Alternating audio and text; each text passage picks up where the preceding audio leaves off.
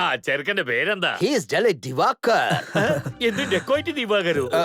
ഒന്ന് എലോബറേറ്റ് ചെയ്ത് പറടാ. Okay. Deloitte. Deloitte. ഓ ഡെലോയിറ്റ് ആയിരുന്നു. അല്ല, ഈ സിൽക്ക് ജുബ്ബ ആരാ? നിങ്ങളെ തന്നെ. നിങ്ങൾ ചോദിച്ചതുപോലെ സോഫ്റ്റ്വെയർ പയ്യൻ ഇതായിരിക്കുന്നു. അമ്മാവാ അങ്ങോട്ട് നോക്ക് ആരാ വരുന്നെന്ന്. നീ ഇപ്പൊ എന്തിനാടാ ഇങ്ങോട്ട് വന്നേ?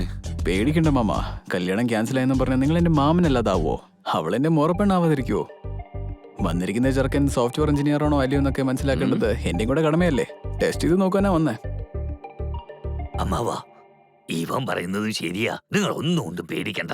ഇവൻ ചോദ്യം ചോദിക്കുമ്പോഴേ അവര് ഓടിപ്പോകാതെ ഞാൻ പുറകെ പിടിച്ചു വെച്ചോളാം. നീ നടന്നേ. ഇരിക്കമ്മാവാ.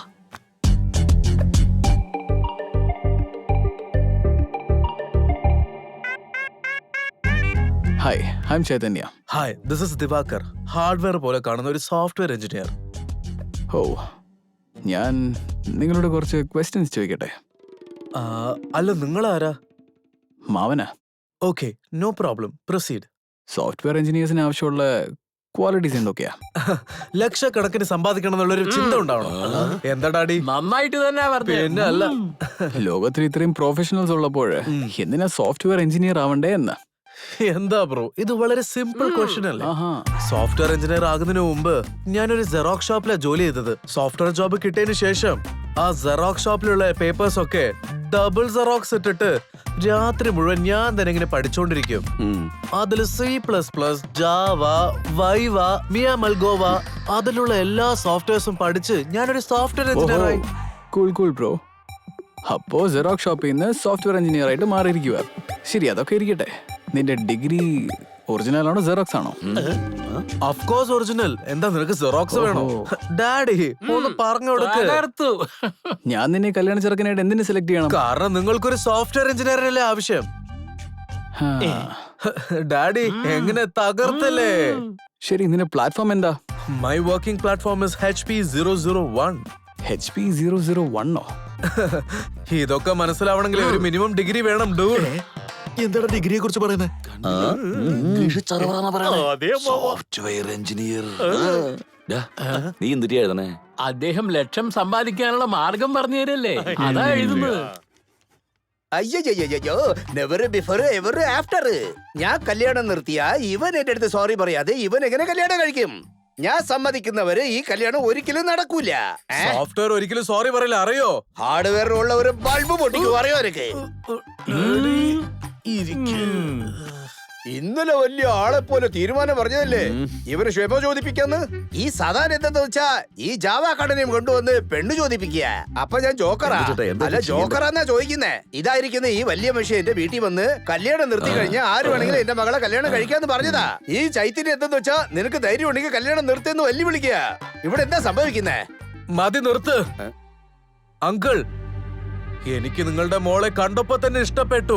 ഈ കല്യാണം എങ്ങനെയായാലും നടത്തണം. ഈ ഫോർമാലിറ്റീസും സെന്റിമെന്റ്സും എനിക്ക് ഒരു ആവശ്യമില്ല. 19-ാം തീയതി ഞങ്ങളുടെ മോളെ കൂട്ടിട്ട് അമ്പലത്തിലേക്ക് വരൂ. അമ്പലത്തില് കല്യാണം, കഴുത്തില് താലി, ഫസ്റ്റ് നൈറ്റ് ബാലി. എന്താ ഡാഡി? വാ പോകാം. കൈയോട് മാറി നിൽക്കേ. നല്ല ചെക്കനാ. അതെ, എന്താ?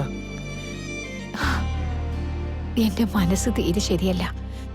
ഞാൻ കുറച്ച് ദിവസത്തേക്ക് ചേട്ടന്റെ വീട് വരെ പോയിട്ട് വരട്ടെ.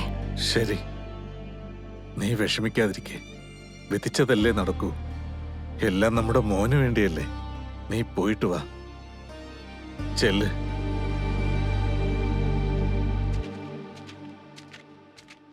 ഹേയ് സീനു മാമ, എന്താ കണ്ടിട്ടും കാണാത്ത പോലെ പോകുന്നേ?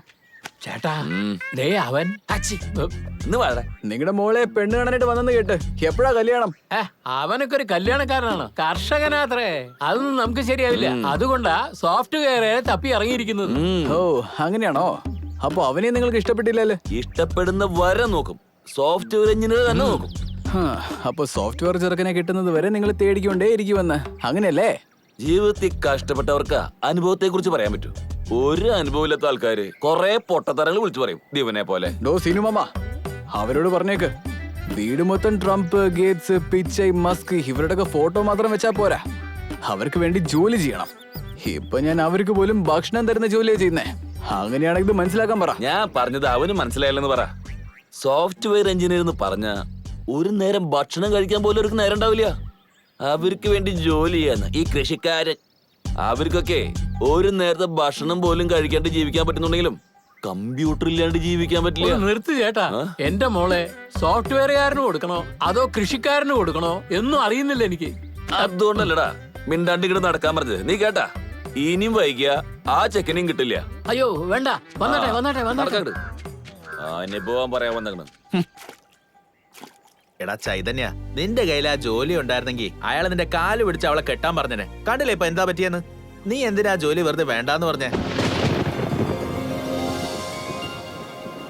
മുത്തശ്ശ,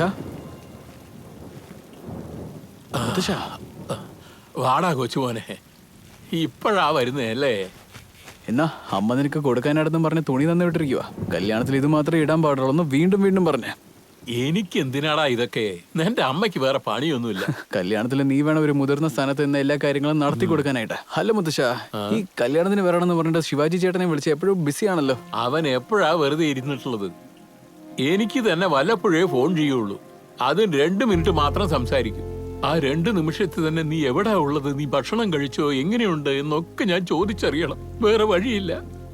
സോഫ്റ്റ്വെയർ ജോലി, സോഫ്റ്റ്വെയർ എഞ്ചിനീയർ അല്ലേ? അപ്പോ ചേട്ടൻ നിന്നെ അങ്ങോട്ടൊന്നും ക്ഷണിച്ചിട്ടില്ലേ? ക്ഷണിച്ചിരുന്നു. 2-3 തവണ പറഞ്ഞിരുന്നു. ഞാൻ വരുന്നില്ലെന്ന് പറഞ്ഞു. ഈ നാടിനെയും നാട്ടുകാരെയും ഒക്കെ വിട്ടിട്ട് ഞാൻ ഇല്ലെന്ന് പറഞ്ഞു. അവനും ജോലി കളഞ്ഞിട്ട് വരാൻ പറ്റില്ലെന്ന് നീ പറഞ്ഞു. ഒന്നിനും വിഷമിക്കണം മുത്തശ്ശ, ഞങ്ങളൊക്കെ ഇല്ലേ? അവൻ പഠിക്കണമെന്ന് പറഞ്ഞപ്പോ എന്റെ 2 ഏക്കർ നിലമാ ഞാൻ വിറ്റത്. ഉപരിപഠനത്തിന് പോണോന്ന് പറഞ്ഞു. ഞാൻ വീടിനെയും പണയം വെച്ചു. സങ്കടമൊന്നുമില്ല. എല്ലാം അവന് വേണ്ടി ചെയ്തിട്ട് ഇപ്പൊ അവൻ എന്റെ കൺമുമ്പിലില്ല എന്ന് പറയുമ്പോ എനിക്ക് സങ്കടം സഹിക്കാൻ പറ്റുന്നില്ല. അവന്റെ സന്തോഷത്തിനൊരു തടസ്സമാവണ്ടെന്ന് കരുതി ഒന്നും ആലോചിക്കാതെ ഞാൻ അവനെ വെളിനാട്ടിലേക്ക് അയച്ചു. അതിലും എനിക്ക് സങ്കടമില്ല. എനിക്ക് വയസ്സായിക്കൊണ്ടിരിക്കുക. കാട് വാന്ന് പറഞ്ഞുകൊണ്ടിരിക്കുക. അവനും വളരെ ദൂരത്തും.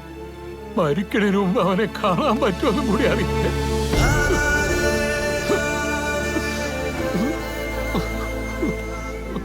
മകൻ വളർന്നെന്നും പറഞ്ഞ് സന്തോഷിച്ചിരിക്കുമെന്നാണ് ഞാൻ കരുതിയത് മുത്തശ്ശ. നിന്റെ ഉള്ളിൽ ഇത്രയും വിഷമമുണ്ടെന്നാ എനിക്കിപ്പോഴാണ് മനസ്സിലാവുന്നത്. അന്ന് ഞാൻ മുത്തശ്ശനെ കണ്ടപ്പോ എനിക്ക് എൻ്റെ അച്ഛനെ അമ്മയെ കണ്ട പോലെ ഉണ്ടായിരുന്നടാ. എവിടെയോ ദൂരം നല്ല സ്ഥാനത്താണെന്നുള്ള സന്തോഷത്തിനെ കാട്ടിലും തൊട്ടടുത്തില്ലല്ലോ എന്നോർത്തുള്ള വിഷമമാണ് കൂടുതൽ എനിക്ക് മനസ്സിലായടാ. അതിനെ ഞാൻ അവരുടെ കൂടെ തന്നെ ഇരിക്കാൻ തീരുമാനിച്ചേ.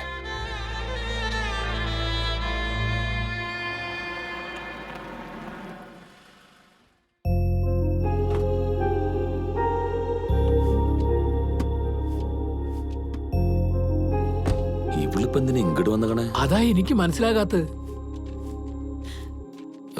നീ എന്താ പെട്ടെന്ന്? എന്റെ മനസ്സിനാകെ ഒരു വിമ്മിഷ്ടം. 4 ദിവസം ഇവിടെ നിന്നിട്ട് പോകാൻ വേണ്ടി വന്നതാ.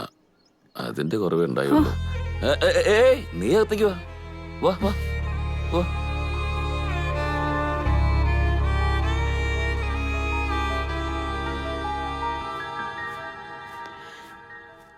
എന്താ മോളെ, നീ എങ്ങോട്ടാ?